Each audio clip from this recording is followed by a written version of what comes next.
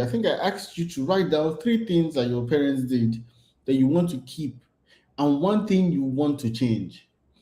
And the responses in the comments and WhatsApp were incredible. Almost everyone kept the same three things: sacrifice, education, and community. The one thing people wanted to change was very interesting. There were comparison, emotional suppression, because I said so. Some said beating, some said flogging, all of those things. So you're already more self-aware than you think. Okay, the fact that you can name these things, it means that you are already halfway to changing them, because you cannot even change what you don't recognize. So now the big question for you today, and I want you to really think about this, is if you had to put the goal of your parenting in one sentence, what would it be? What are you raising your child to become? What are you raising your child to become? What are you raising your child to become? I want you to type it in the chat. Just one sentence. Type it in the chat. Don't think about what sounds impressive. What is your honest goal? What is it? What is it? I'm going to guess that maybe your answers include words like successful, secure, stable, comfortable, good grades, good school, good job, good life. And the truth is that there's absolutely nothing wrong with any of those things. Security matters. Our parents fought for those things because they knew what it was like to go without. But what I want you to see is that most Nigerian parenting is survival oriented.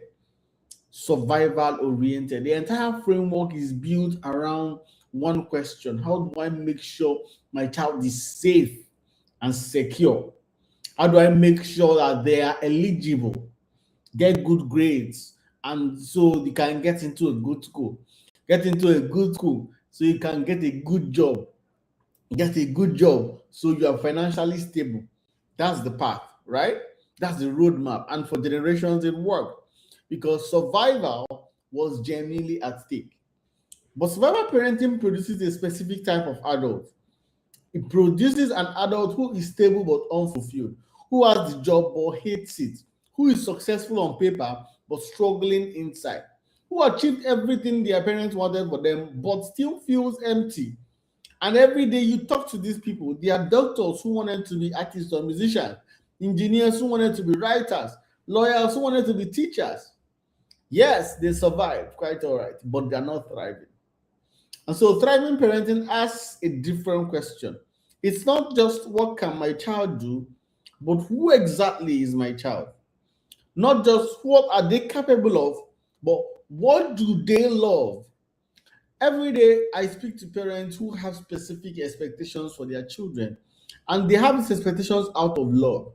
But in that same call, I'm also able to see that these children are separate and different human beings, and they want different things. And their parents, in their love and stubbornness, want to conform, want to get their child to be exactly who they want them to be. And it's so draining, seeing this on calls, because how do you want to tell a parent that came to you for help that they are the problem, right? It's so interesting. And so let me give you the three specific shifts that you can make. They are very practical. You can start today, absolutely, right? If you want to raise a child that can thrive, you have to be willing to accept that thriving for them may not be necessarily what you accept. Might not necessarily be what you choose is practical, what you think is practical. And so the first shift you have to go from is what did you score to what did you learn?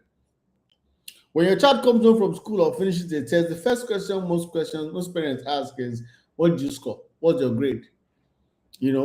And that trains the child's brain to think that the only thing that matters is the result, not the process, not the understanding, not the growth, just the number. And so when you ask, what did you learn today? You are telling your child that learning matters more than performing. You are telling them that understanding matters more than scoring, that growth is the goal, not the grade. This one question, it changes how your child relates to education entirely.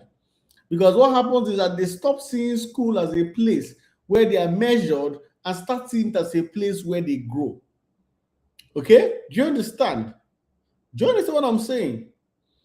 And so the second shift is that you have to move from be the best to be your best. Be the best puts your child in competition with everyone around them. Okay? It creates anxiety, it creates comparison, it creates the feeling that they're only worthy if they are on top, and only one person can be on top. So everyone else feels like they failed. So be your best. It removes comparison entirely. It makes the benchmark internal. So the competition is between you and yourself. Am I better than I was last month? Am I improving? Am I growing? This builds self-awareness instead of self-doubt. And self-awareness is one of the most powerful things a human being can have. They say that the mark of a stupid person is that the stupid person is unaware. A stupid person does not know that they are stupid. They don't know that they are stupid. All right. And so when you do that, it builds that self-awareness in your child. Then the third shift, which is hardest for Nigerian parents, is that you have to move from don't fail to fail and learn. You're terrified because of our poverty. And failure felt like you're once to poverty. So we were raised to avoid failure at all costs. We're raised to play it safe, to choose the risk. But the growth, you cannot grow unless you fail. Every skill your child will ever master, all of them, all involves failing first. Walking, reading, riding a bicycle, solving problems. If you teach your child that failure is dangerous, you teach them to avoid growth. And so they will spend their whole life choosing safety over reaching for the top, over significance. And so when your child fails at something, you have to say something like, oh, that didn't work. What did you learn? What are you going to try differently next time? These three sentences will take failure from a disaster to research, to feedback. Okay? Now, let me ask this. How many of you are living the survival path right now? Maybe you got the degree, you got the job, you are stable, but if someone asks you, are you thriving? You will like, yes, by God's grace. You hesitate. And you realize that you are living below your potential, and you've been doing it so long that you forgot what thriving looks like. All right, don't let that be your child's story. The best you can do for your child is to give them the right foundation. There are two people can go to the same school. One person raised with survival, and this is the thing between the children of poor people and rich people.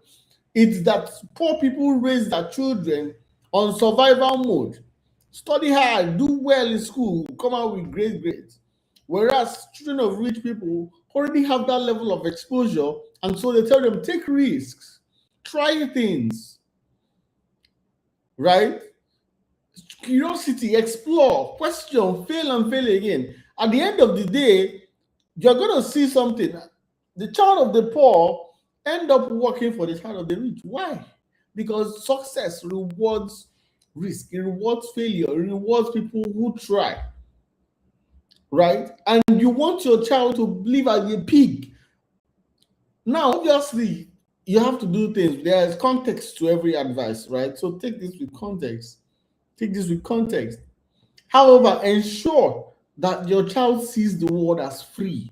They see their goal as reachable, not crazily out of reach. Because those are the things that help him, those are the things that help them to actually strive for them. So your homework for today is, whenever you have a quiet moment with your child, is don't ask them about school. Ask them, what did you learn today? What is something you want to learn? What did you learn today? What are you curious about? The answer will surprise you because it will expose the things that your children are interested in. But whatever it is, that answer is a window into who your child actually is. And then you can now help them to become who they should be. So if you're learning something, if you learn something from this, make sure you subscribe.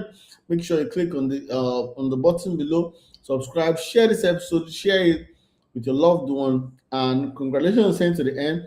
I'll see you in the next one tomorrow.